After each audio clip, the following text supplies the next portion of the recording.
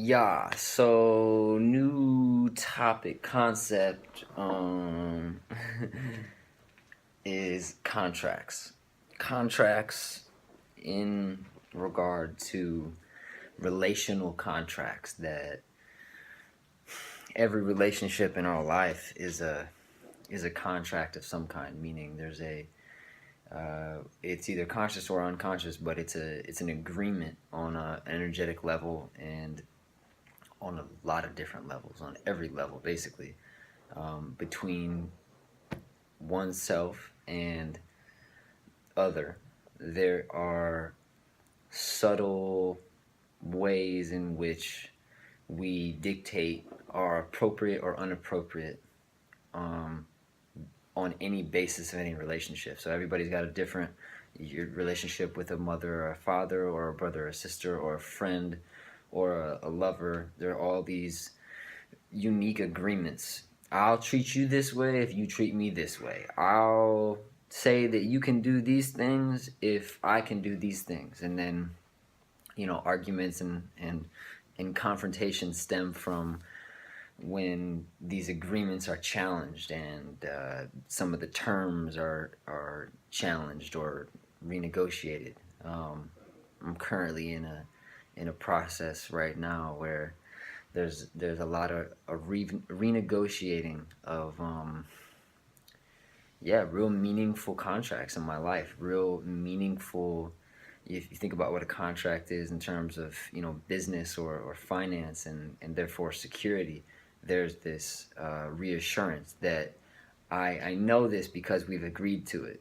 I know that this is the amount of money that I'm going to get paid for doing this amount of work, and so I have this level of peace, or while I'm doing the work, I know that there is an outcome of it, and I know that there is a compensation of it, so that my exporting, the exporting of my energy is going to be valued.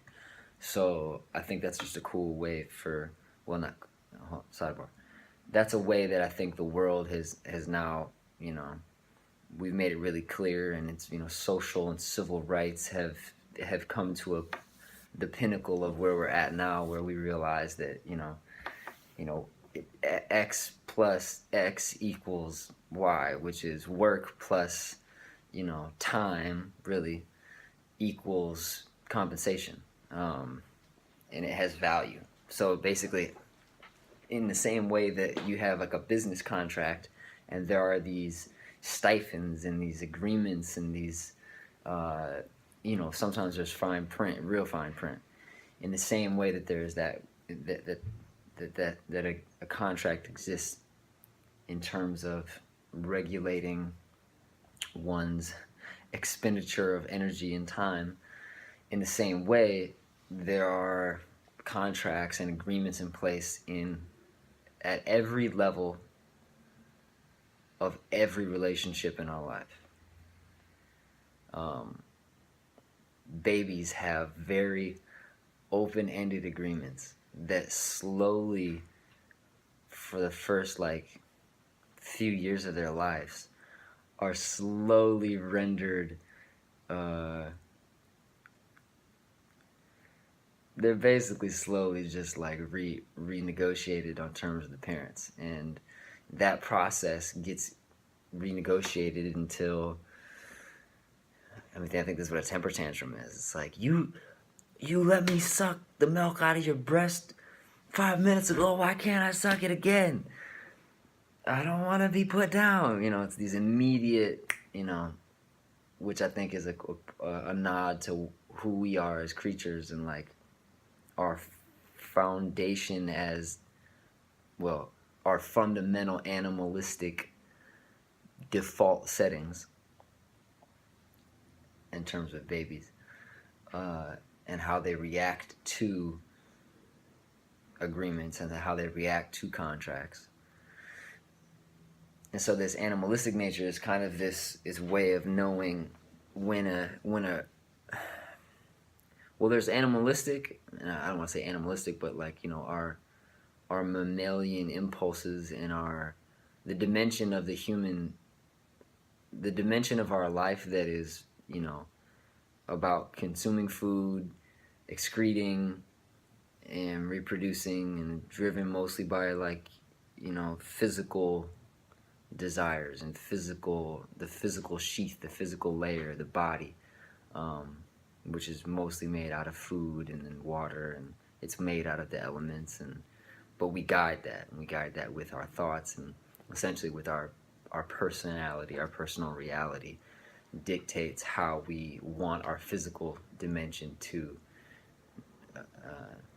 be experienced and be treated, and therefore treated by others. So the physical domain is like the anchor of the contracts. It's almost like your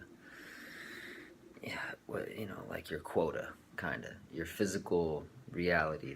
The way in which you allow yourself to be treated is your quota. The way, they say, the quote is the love we accept the love we think we deserve, or something like that. And that's kind of it in a nutshell. That's the clearest kind of description of what an agreement is, or what a contract is. So yeah, the nod is basically to, or what I'm saying here with this video, I guess, is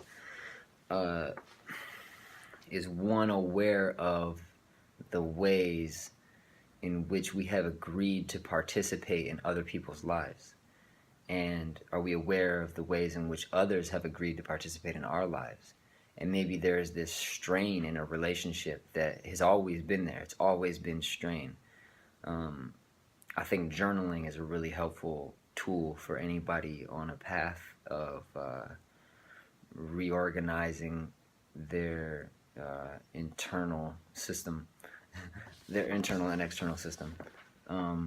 But yeah, journaling is kind of this tool to help observe relationship dynamics. And over the course of, a year or two, if a relationship brings you nothing but, tension and turmoil, and it's just like, upon looking at it and observing it from a neutral place of just, it's just observation. You're not looking to critique it. You're not looking to judge it. But if you are just observing it and you're just looking at it, and it's only bringing you X, Y, and Z, and X, Y, and Z stresses you out, well, it's like, man, that might have to be renegotiated or X'd out completely. And I think the language of renegotiating and contract and agreement, the language of this almost business type structure, is like,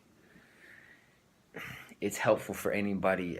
Obviously, if you're even considering such a thing, that there's a level of empathetic access, or sensitive access to your subtler frequencies as a being.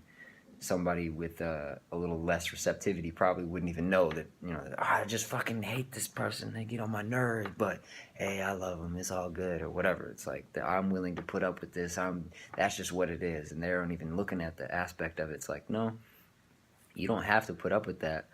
And then it gets into the definitions. The definitions of what we think we deserve are based on, usually, until it becomes very conscious. And once it becomes conscious, we can work with it. But until it's conscious, we're just working off of our definitions of love, our definitions of respect, our definitions of self-worth, our definitions of self-value, which seem to all spiral around the center point of identity. Because if you have an identity that incorporates some level of suffering into what you think you deserve, or deserve meaning, it's like that business contract thing where it's like, well, I do this and this and this, and then I suffer, but then I have my thing at the end of the day, and that lets me have joy. So it's part of the quota. It's part of the contract. And that's how people end up going through.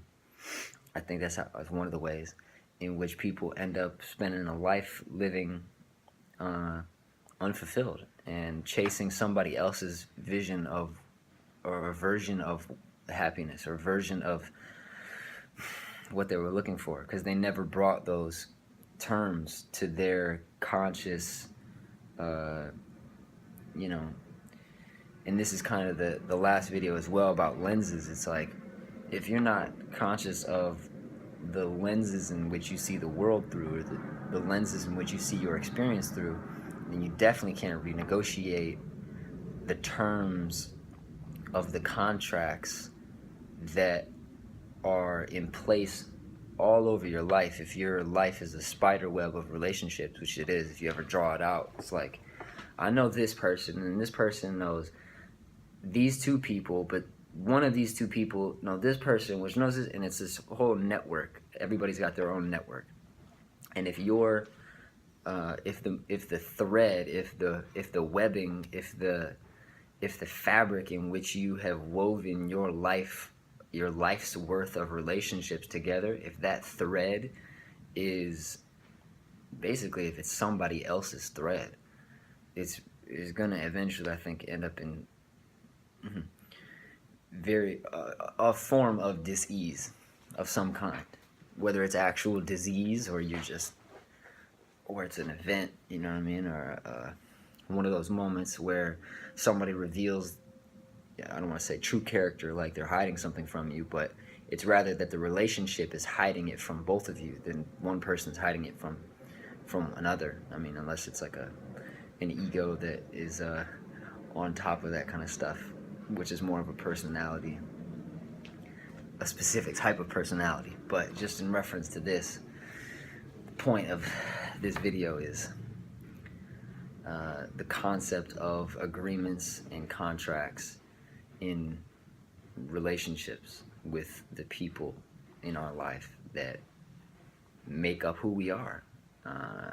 Because in that fabric, in that webbing, we're in the center and we're held together by these relationships. These people confirm and validate who we are in really unique ways that from family to friends to business to, you know, everything, every shade of it, every shade of us is reflected back to us through these people, and through these people we get a sense of who we are, and we get a sense of identity, and that's that center point.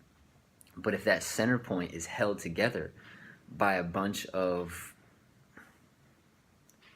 yarn or thread or fabric that hasn't been tended to, it's likely to, break or become brittle, or I'm not sure if that's a strong metaphor. I don't really think I understand it either. But in terms of contracts and relationships, and that center point being identity, if there isn't conscious awareness of the terms at which those agreements are held in place, that's the reference to the fabric. The fabric is what holds it in place. And if we're not conscious of what type of agreement is being held or is being, and every time we interact with that person, we're re-upping those agreements. We're confirming those contracts. We're giving permission to the other party that this is still a cool way for you to treat me. This is still a cool way for me to treat you. This is still a cool way for us to move forward in life together on these terms, which, Otherwise, it's like, which way are we going? Well, we're being pulled in directions that other people are going as well, which is why sometimes being alone is helpful. Anyways, resetting and renegotiating relational agreements and contracts. Crucial.